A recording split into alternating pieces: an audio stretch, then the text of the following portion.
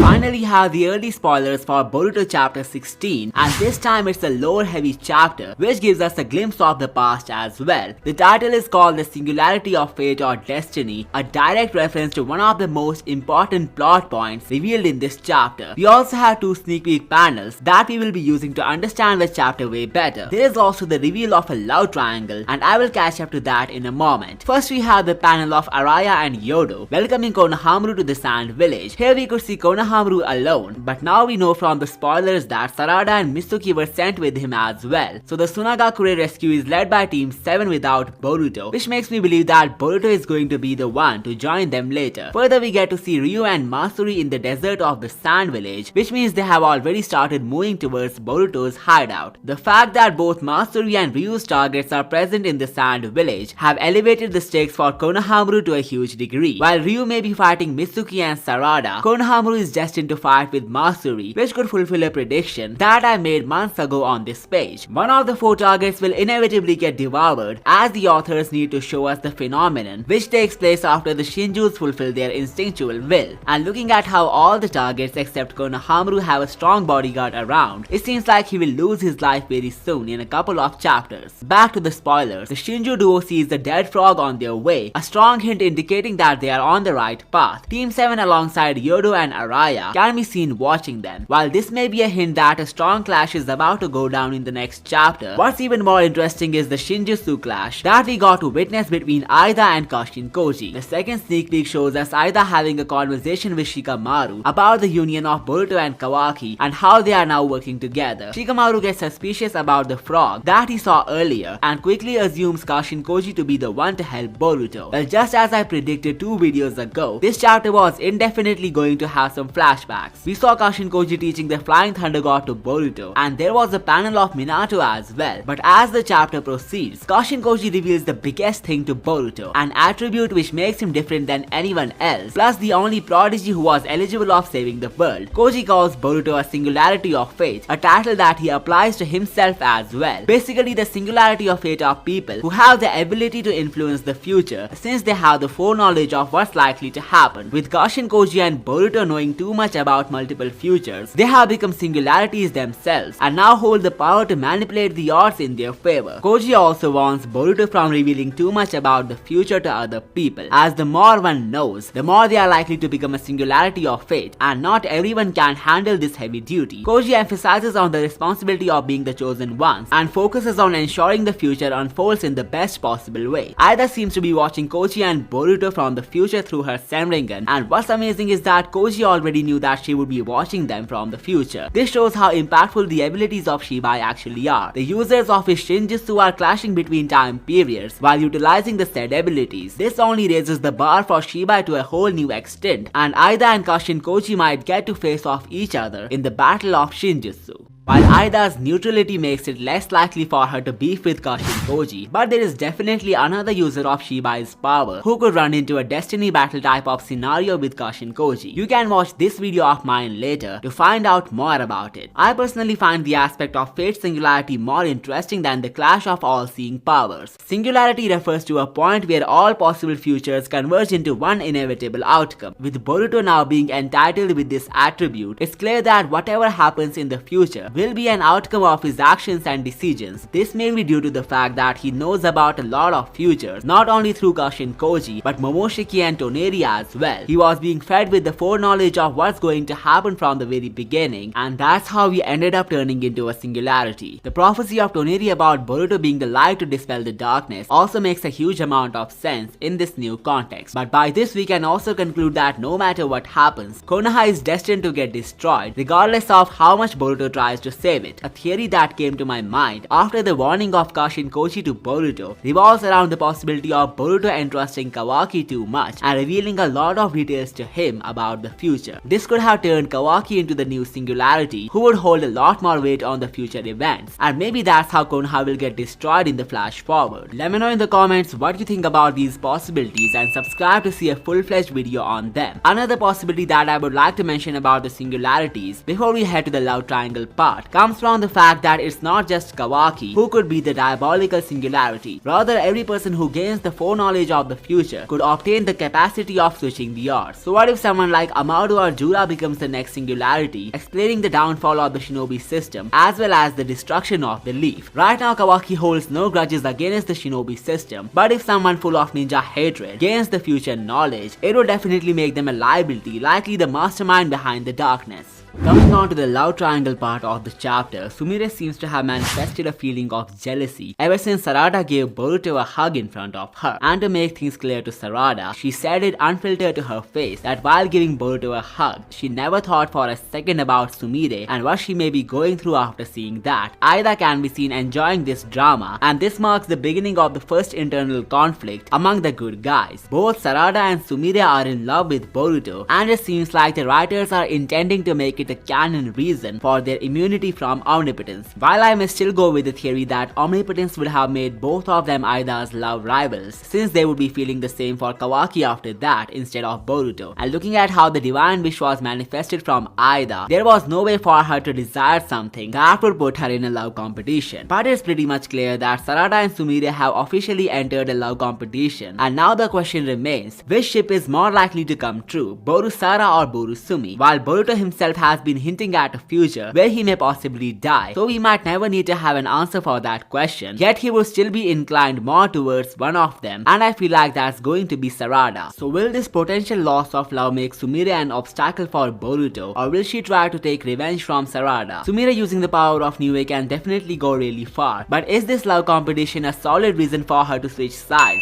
Notice how Amado and Aida always call her from the last name. It's like a symbol of respect, as if she's someone important. So what if Amaru would make use of her helpless feelings in his own favor somehow? The way she ran away from the room, even though the whole shinobi world is doomed, yet she's upset about Sarada hugging Boruto in front of her, makes me feel like this may be a setup to something big due to the power of Niue that Sumire has been modified with. We know Niue is manga canon, but he's nowhere to be seen till this point, so would she misuse the powers of Niue in seeking revenge from Sarada? If not, then how will her feelings of helplessness and jealousy that have emerged from her own friend play out in the future? Meanwhile, Sarada has found a better duo who won't bring any complications to her professional life. But is this actually the end of Sarada and Sumire's friendship? Before the time skip, Sumire did give Sarada a hint about her feelings for Boruto, but since she was unable to get it, things seem to have gotten a lot more serious. Sumire's character will need some huge development, and this confession about how she felt after Sarada's actions has made it clear that something big is being cooked for her character. Let me know your thoughts in the comments, and I might cover them in future. Also check out these videos for more amazing stuff. I will see you next time.